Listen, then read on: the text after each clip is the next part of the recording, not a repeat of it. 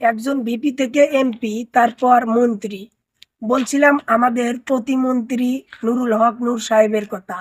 তিনি সম্প্রতি সময়ে তার ফেসবুক পেজে একটি পোস্ট করেছেন সাংবাদিক ইলিয়াস এবং প্রবাসী পিনাকি ভট্টাচার্যকে নিয়ে।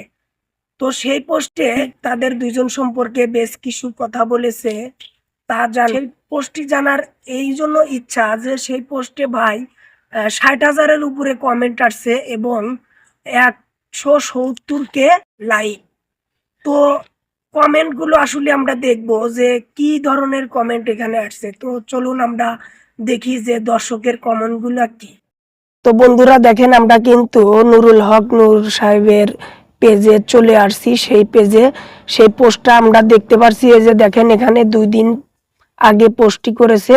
তো পোস্টের ভিতরে আমরা চলে যাব এবং পোস্টটি পড়ব যে তিনি কি লিখেছে। দেখেন, হুবহু তিনি যা লিখছে আমি আপনাদেরকে পড়ে শোনাবো। পিনাকি ইলিয়াস ইউটিউবার, তারা বিদেশ বসে বাংলাদেশের রাজনীতি ও রাজনীতিবিদ নিয়ে কন্টেন্ট বানায়, ডলার কামায়, টাকার বিনিময়ে গুজব প্রোপাগান্ডা ছড়ায়, জুলাই পরবর্তী জামাতি এজেন্ট হিসেবে কাজ করছে। আমরা জামাতের অপরাজনীতির বিরুদ্ধে সরব হওয়ার পিছনে লেগেছে। যদিও এর আগে আমাদের নিয়ে নানা গুজব প্রোপাগান্ডা ছড়িয়েছিল, নির্বাচনের আগে তো আমাকে হারাতে উঠে পড়ে লেগেছিল। তো কি করতে পেরেছে ওরা, আর কি বা করবে? মানুষ কি সবাই ওদের মতো নাকি? ওরা ভগবান, ফেরেশতা যে ওরা যা বলবে সেটা বিশ্বাস করবে? ওদের ধান্দা মানুষ বোঝে। ধান্দা বা উদ্দেশ্য না থাকলে কি শুধু শুধু একজনের পিছনে লাগে? আমি এগুলো আগেও পাত্তা দেইনি, এখনো দিচ্ছি না। ওরা কি এমন ব্যক্তি যে একজন ফ্রান্সে আর আরেকজন আমেরিকায় বসে নিজেদের ধান্দায় আমাদের নিয়ে গুজব প্রোপাগান্ডা ছড়াবে, আর আমরা সেটা রিপ্লাই দিয়ে তাদের গুরুত্বপূর্ণ করে তুলব? গতকাল ও আজকে ওরা লেখায় এটুকু লিখলাম, তবে বেশি আলোচনা করে তাদের প্রাসঙ্গিক রাখতে চায় না। তার মানে মনে হয় এর আগে পিনাকি এবং ইলিয়াস তাকে নিয়ে কিছু লেখছিল, তার পরিবর্তে এই লেখাটা লেখছে। তো চলুন আমরা কমেন্টগুলো দেখবো এখন। দেখেন, প্রথম কমেন্ট বলছে হচ্ছে মোহাম্মদ সামুয়েল হোসেন, ওরে কে ও ঘরে কে রে মা, আমি কলা খাই না। রীতা ফারিয়া রিচি, ইনি একজন কবি, আমি উনার পোস্ট দেখি।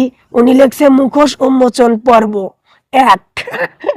যাই হোক, আরেকজন, বাংলাগুলো পড়বো, ইংলিশ পড়বো না। আর্নব আতিক হাসান বাউল লেখছে পিপিনুল ভাই, আপনার ভিতরে অনেক প্রতিভা ভাই, আপনি বঙ্গবন্ধু উপাধি ডিজার্ভ করেন। আমলীগের যুগে আপনাকে যখন গরম ডিম যাই হোক, আমার খুব খারাপ লাগতো, আপনার জন্য দুঃখ হতো, কষ্ট হতো। আর এখন এই দৃশ্যগুলোর কথা মনে করলেই কেমন জানি ভালো লাগে। কেন জানি মনে হয় ওডি আপনার জন্য কম ছিল, আমার জন্য, আপনার জন্য পারফেক্ট ছিল রাজা হাঁসের ডিম। আর একজন কি লিখছে, মাজারুল ইসলাম লিখছে সাংবাদিক ইলিয়াস হলো একজন সৎ, সাহসী, দেশপ্রেমিক, এমন আদর্শবান সাংবাদিক পৃথিবীতে বিরল। জিলু আহমেদ লিখছে আজকে ৮টার পরে ভিডিও আসবে, যেহেতু নুরু রিয়াকশন দিছে তার মানে ভিডিও আসলেই কিছু আছে। এমডি নয়ন হাসান, আপনার ভিতরে অনেক প্রতিভা ভাই, আপনি বঙ্গবন্ধু উপাধি ডিজার্ভ করেন। যাই হোক, শামীম হোসেন লেখছে তার মানে যে ভিডিও আসবে ১০০% সত্যির জন্য ভয় পাইছে। যাই হোক, নূর ভাইকে কতজন ভালোবাসে দেখে নেই। আচ্ছা, যাই হোক, ফাত আহমেদ লেখছে ভয়ে তো উপরে উঠে যাচ্ছে, কিছু একটা অবশ্যই আছে। রেজাউল করিম লেখছে জি বস, আপনি যেভাবে খেটে নয় চেটে বড় হচ্ছেন, এভাবে চেটে যান, আরো বড় হতে পারবেন। যাই হোক বন্ধুরা, আজান দিছে, এখন ভিডিও এই পর্যন্তই শেষ করলাম। তো ভিডিওটা আপনার মতামত জানাবেন।